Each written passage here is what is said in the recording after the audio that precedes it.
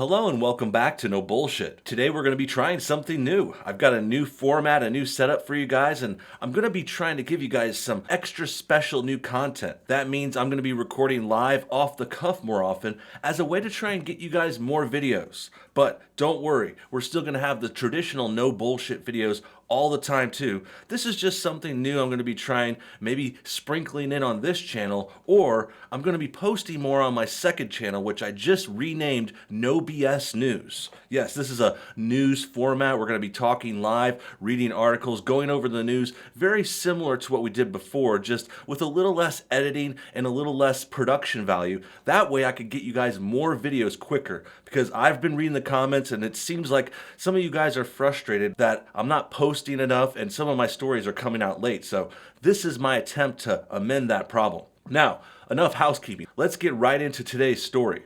Here's an article from Fox called CNN Larry King episode featuring Biden accuser's mother disappears from Google Play catalog.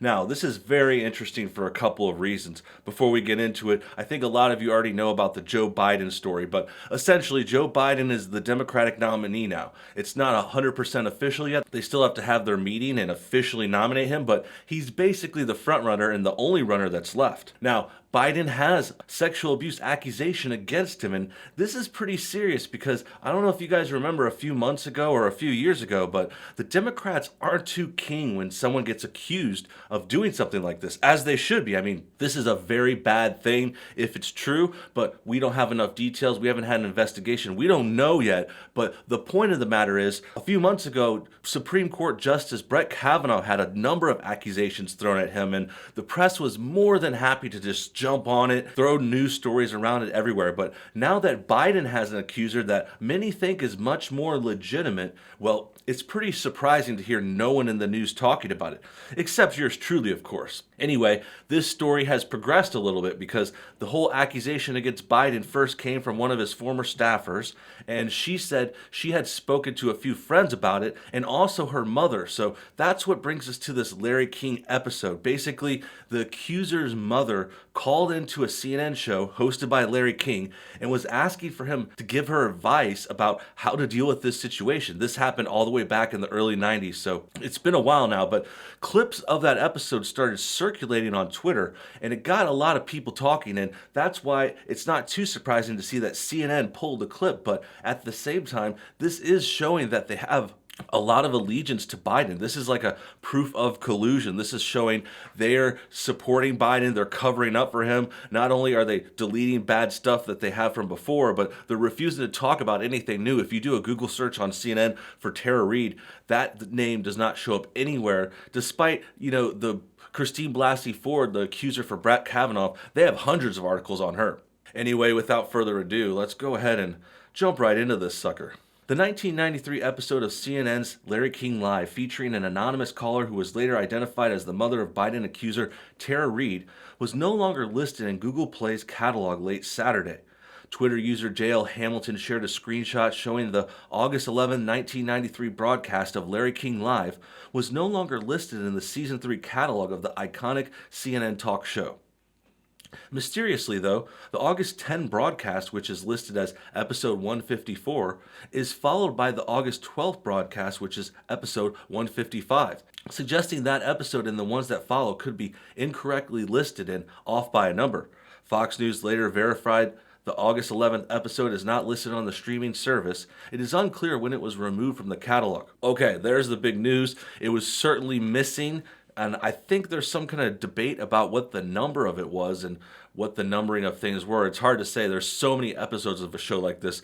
Larry King Live, for those who don't know, this was a pretty iconic show, actually. It hasn't been on the airwaves for years, but CNN's Larry King Live, that was like their go-to show for many, many years. Like, I remember as a kid, I was a kid when this kind of thing happened. I don't remember this episode, obviously. I didn't watch Larry King Live as a kid, but it was just something that was always on. You knew it was there. That's how everyone knew Larry King. Larry King is this big famous announcer. He's been around forever. He's still around. He's still hosting shows and doing this and that. But anyway, yeah, so Larry King Live had this call in, very iconic, big show, and it has all of its episodes online, so you have a lot of history there. And I bet they weren't expecting people to dig up this phone call from Tara Reid's mom. I think it was kind of loosely connected, but now that everyone's connecting the dots, it's seeming pretty interesting and pretty shady. Like I said before, it's not as bad, but when you consider the fact that CNN hasn't reported on this news story, they won't talk about anything, no one will ask Biden any questions about it, which is very strange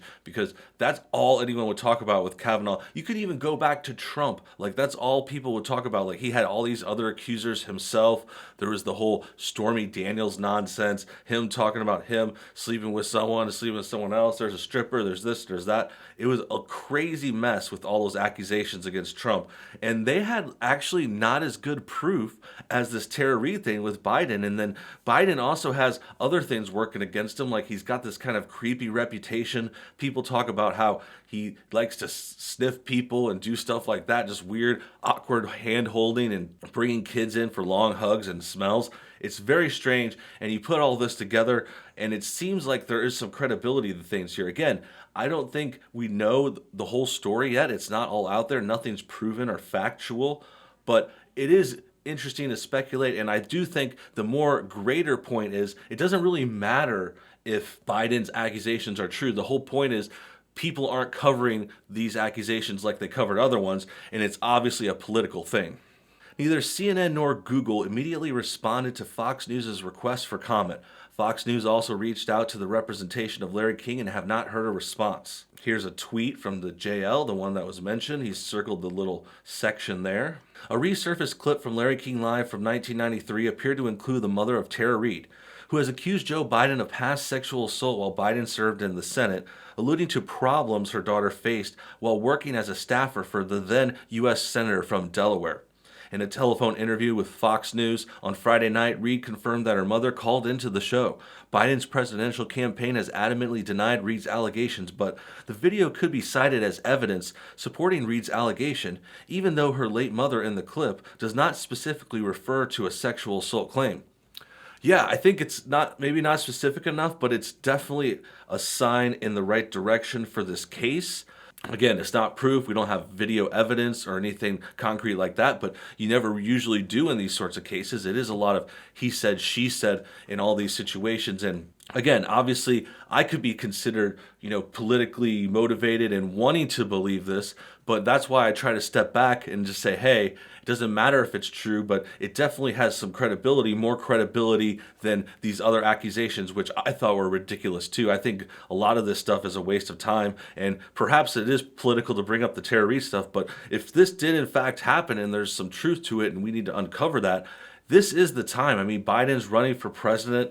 We're building up to this big election. They're trying to oust Trump every way they can. They're trying to shut down things and keep the country locked down to crash the economy. So it is a lot on the line here. So I don't think trying to resurface and possibly investigate a crime and a bad thing, that's not the worst thing in the world. There's certainly been worse things done in certain other topics. The Intercept on Friday first reported the transcript of the broadcast from August 11th, 1993 of a woman from San Luis Obispo, California, calling into the show about her daughter's experience on Capitol Hill. San Luis Obispo, King begins. Yes, hello, I'm wondering what a staffer would do besides go to the press in Washington. My daughter has just left here after working for a prominent senator and could not get through with her problems at all. And the only thing she could have done was go to the press, and she chose not to do it out of respect for him, the caller says. In other words, she had a story to tell, but out of respect for the person she worked for, she didn't tell it, King inquires.